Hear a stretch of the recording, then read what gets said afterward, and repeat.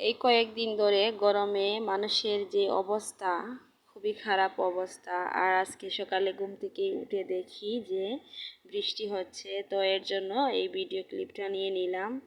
তো ভাবলাম আপনাদের সাথে শেয়ার করব। হ্যালো এভরিওয়ান, আসসালামু আলাইকুম। সবাই কেমন আছেন? আশা করি সবাই আল্লাহর রহমতে সুস্থ আছেন, ভালো আছেন। তো যেহেতু বাইরে বৃষ্টি হচ্ছে, তো এর জন্য আমি রান্না করতে চলে এসেছি। আর এখানে আমি লাউ দিয়ে আর তেলাপিয়া মাছের মাথা দিয়ে রান্না করব। খেতে কিন্তু খুবই ভালো লাগে। আর লাউয়ের কালার ঠিক রেখে কিভাবে রান্না করবেন সেই প্রসেসিংটা আজকে আপনাদের সাথে শেয়ার করব। যারা নতুন আছেন, লাউটা রান্না করতে পারেন না বা পারফেক্ট হয় না, তো তারা এই রেসিপিটা দেখে নিতে পারেন। আর যারা পারেন তাদের জন্য না।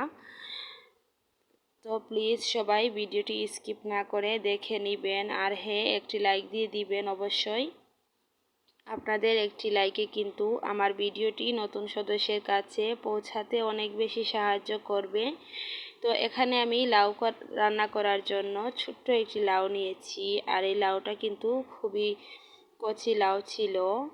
আর এখানে আমি লাউ রান্না করার জন্য কড়াই গরম করে নিয়েছি আর দিয়ে দিলাম তেল। তেলটা গরম হয়ে আসলে দিয়ে দিব আমি পেঁয়াজ আর রসুন, সাথে দিয়ে দিলাম কয়েকটা কাঁচামরিচ। এখানে আমি বেশ কিছুটা কাঁচামরিচ দিয়েছি। আর কাঁচামরিচটাকে আমি মাঝখান থেকে ছিঁড়ে দিয়েছি যাতে জালগুলো বেরিয়ে আসে। তো এখানে কিন্তু আমি লাউটা শুধু কাঁচামরিচ দিয়ে রান্না করব আর গুঁড়ো মরিচ অল্প একটু ব্যবহার করব একটু কালারের জন্য। তো এখন আমি পেঁয়াজ, রসুন আর কাঁচামরিচটাকে কিছুক্ষণ এভাবে নেড়ে চেড়ে ভেজে নিব যতক্ষণ না পর্যন্ত পেঁয়াজের কাঁচা গন্ধ চলে যাচ্ছে, ততক্ষণ পর্যন্ত। এর মধ্যে এখন আমি দিয়ে দিব পরিমাণ মতো লবণ, তারপর দিয়ে দিব হাফ চা চামচ পরিমাণ হলুদের গুঁড়া, দিয়ে দিব হাফ চা চামচ পরিমাণ ধনিয়া গুঁড়া, আর দিয়ে দিব হাফ চা চামচ পরিমাণ লাল মরিচের গুঁড়া। লাল মরিচের গুঁড়াটা না দিলেও পারেন, বেশি করে কাঁচামরিচ দিলে জালটা বেরিয়ে আসবে। তো লাউয়ের মধ্যে কিন্তু লাল মরিচ দিলে খেতে ভালো লাগে না। তো প্রতিদিনের মতো আবারও বলছি, আমার চ্যানেলে যারা নতুন আছেন বা আমার আজকের ভিডিওটি আপনারা নতুন দেখছেন, আমার ভিডিওর কোনো অংশ যদি আপনাদের কাছে ভালো লেগে থাকে তাহলে প্লিজ আমার চ্যানেলটিকে সাবস্ক্রাইব করে পাশে থাকা বেল আইকনটি অলে প্রেস করে রাখবেন। এতে করে আমি নতুন কোনো ভিডিও আপলোড করার সাথে সাথেই নোটিফিকেশন আপনাদের কাছে পৌঁছে যাবে। আর হ্যাঁ, আরেকটা কথা, আপনারা কেউ স্প্যাম কমেন্ট করবেন না।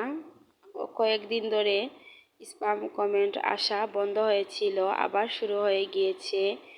এখন দেখছি কালকে আরেকটা আপু আমাকে স্প্যাম কমেন্ট করেছেন যে আপু এততম সাব করে নিলাম।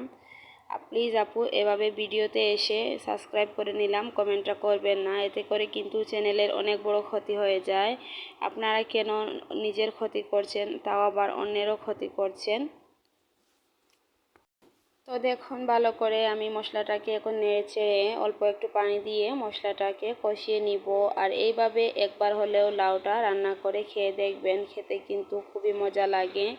আমি যেভাবে লাউ রান্না করি ঠিক সেভাবেই আপনাদের সাথে শেয়ার করলাম। আমরা কিন্তু অনেকেই অনেকভাবে রান্না করে থাকি।